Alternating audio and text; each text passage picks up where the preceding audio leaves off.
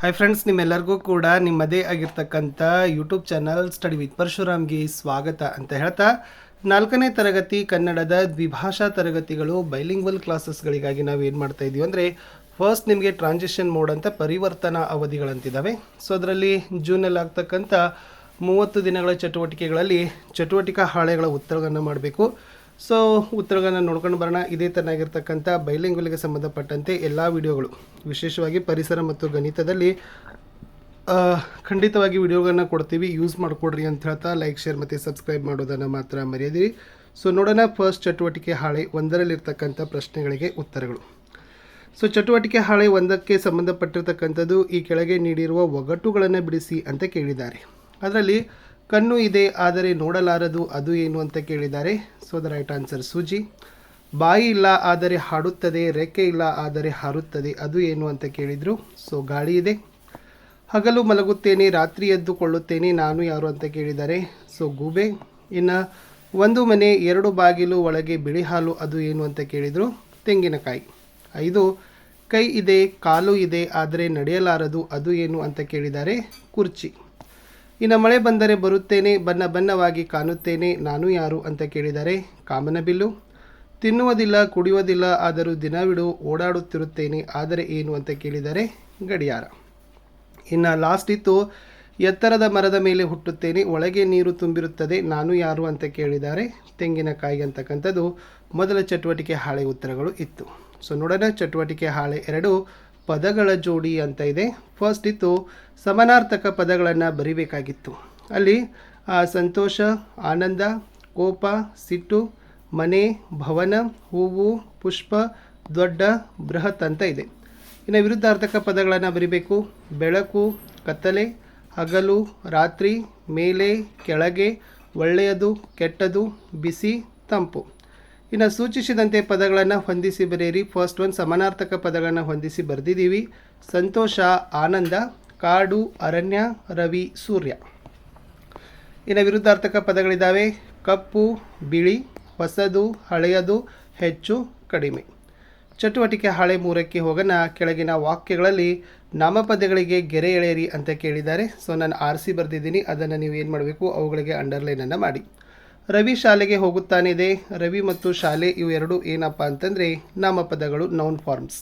ಹಸು ಹುಲ್ಲು ತಿನ್ನುತ್ತದೆ ಅಂತ ಇದೆ. ಹಸು ಮತ್ತು ಹುಲ್ಲು ಇವೆರಡೂ ಕೂಡ ನಾಮಪದ. ಸೀತಾ ಹೂವು ಕಿತ್ತುಕೊಂಡಳು ಅಂತ ಇದೆ. ಸೊ ಇಲ್ಲಿ ಸೀತಾ ಮತ್ತು ಹೂವು ಅಂತಕ್ಕಂಥದ್ದು 2 ಏನಪ್ಪ ಅಂತಂದರೆ ನಾಮಪದಗಳು.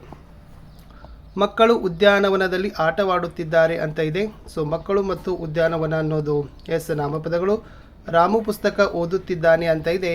ಸೊ ರಾಮು ಮತ್ತು ಪುಸ್ತಕ ಇವೆರಡೂ ಕೂಡ ಏನಪ್ಪ ಅಂತಂದರೆ ನಾಮಪದಗಳು ಆಗಿದ್ದಾವೆ ಅನ್ನೋದನ್ನು ವಾಕ್ಯದಲ್ಲಿ ನೀವು ಗುರುತಿಸಿ ಬರಿಬೇಕಿತ್ತು. ಓಕೆನಾ. ಇನ್ನು ಮುಂದೆ ಹೋಗೋಣ. ಸರಿಯಾದ ನಾಮಪದವನ್ನು ತುಂಬಿರಿ ಅಂತ ಕೇಳಿದ್ದಾರೆ. ಅಲ್ಲಿ ಬಿಟ್ಟ ಸ್ಥಳಗಳನ್ನು ಕೊಟ್ಟಿದ್ದರು. ಸೊ ಕೊಟ್ಟಿರ್ತಕ್ಕಂಥವುಗಳಲ್ಲಿ ಆಯ್ಕೆ ಮಾಡಿ ಉತ್ತರ ಬರಿಬೇಕು. ನಾನು ಡ್ಯಾಶ್ ಹೋಗುತ್ತೇನೆ ಅಂತ ಇದೆ. ಉತ್ತರ ಶಾಲೆ. ಡ್ಯಾಶ್ ಮೇಲೆ ಹಕ್ಕಿ ಕೂತಿದೆ ಅಂತ ಕೇಳಿದ್ದಾರೆ. ಸೊ ಉತ್ತರ ಮರ. ಡ್ಯಾಶ್ ಹಾಲು ಕುಡಿಯುತ್ತದೆ, ಬೆಕ್ಕು. ರವಿ ಡ್ಯಾಶ್ ಓದುತ್ತಿದ್ದಾನೆ, ಪುಸ್ತಕ.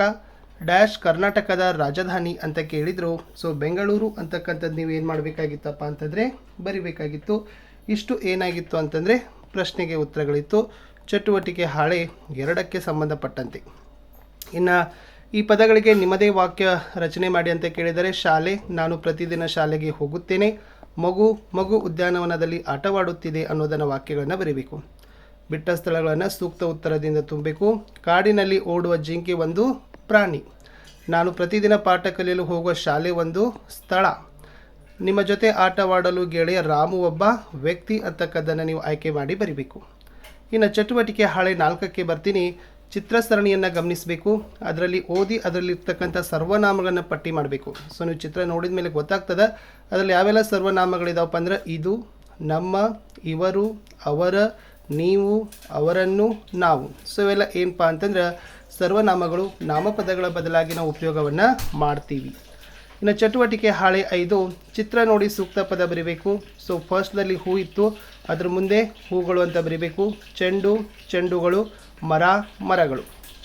ವಾಕ್ಯ ಬದಲಾಯಿಸಬೇಕು. ಒಂದು ವಾಕ್ಯ ಕೊಟ್ಟಿದ್ದಾರೆ, ಅವನು ಒಂದು ಪುಸ್ತಕ ಓದುತ್ತಾನೆ ಅಂತ ಇದೆ. ಸೊ ಅದರ ಉತ್ತರ ಏನು ಕೊಟ್ಟಿದ್ರು, ಅವರು ಹಲವು ಪುಸ್ತಕಗಳನ್ನು ಓದುತ್ತಾರೆ. ಅದೇ ಥರನಾಗಿ ತೋಟದಲ್ಲಿ ಒಂದು ಹೂವು ಇದೆ, ತೋಟದಲ್ಲಿ ಹಲವು ಹೂಗಳಿವೆ.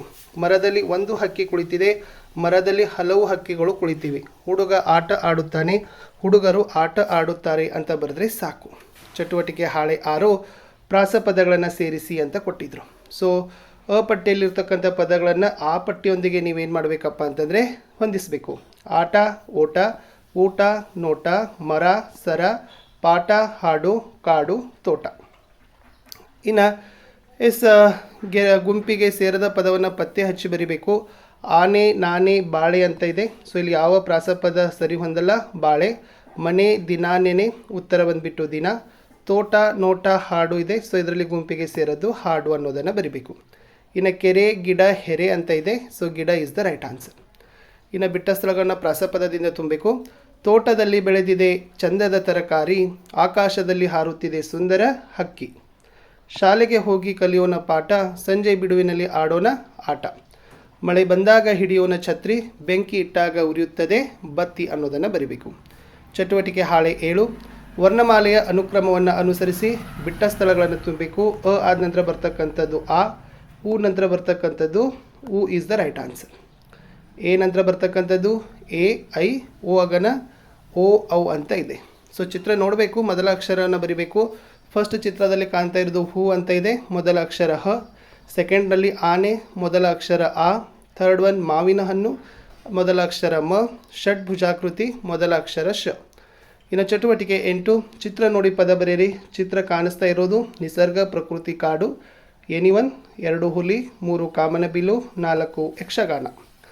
ನೀನು ಶಾಲೆಯಿಂದ ಬರುವಾಗ ನೋಡುವ 10 ವಸ್ತುಗಳ ಹೆಸರುಗಳನ್ನು ಬರಿ ಅಂತ ಕೇಳಿದರೆ ಮನೆ, ದೇವಾಲಯ, ಅಂಗಡಿ, ಪೇಟೆ, ಜನರು, ಮರಗಳು, bus, car, motor bike, cycle, ಹಸು, ದನ, ನಾಯಿ, ಕಾಗೆ, ಗುಬ್ಬಚ್ಚಿ. ಇಷ್ಟು 1 ರಿಂದ 8 ಚಟುವಟಿಕೆ ಹಾಳೆಗಳಿಗೆ ನಾನು ಉತ್ತರವನ್ನು ಕೊಟ್ಟಿದ್ದೀನಿ. ನೆಕ್ಸ್ಟ್ 9 ರಿಂದ 16 ಇದ್ದಾವಲ್ಲ, ಅದನ್ನು ನೆಕ್ಸ್ಟ್ ವಿಡಿಯೋದಲ್ಲಿ ಕೊಡ್ತೀನಿ. ಲೈಕ್, ಶೇರ್ ಮತ್ತು ಸಬ್ಸ್ಕ್ರೈಬ್ ಮಾಡೋದನ್ನು ಮಾತ್ರ ಮರೆಯದಿರಿ. ಬೈಲಿಂಗ್ವಲ್ಗೆ ಸಂಬಂಧಪಟ್ಟಂತೆ ಭಾಳಷ್ಟು ವಿಡಿಯೋಗಳು ನಾವು ನಿಮಗಾಗಿ ಕೊಡ್ತೀವಿ ಅಂತ ಹೇಳ್ತಾ ಸಿಗ್ತೀನಿ ಹೊಸ ವಿಡಿಯೋದಲ್ಲಿ. ಬಾಯ್.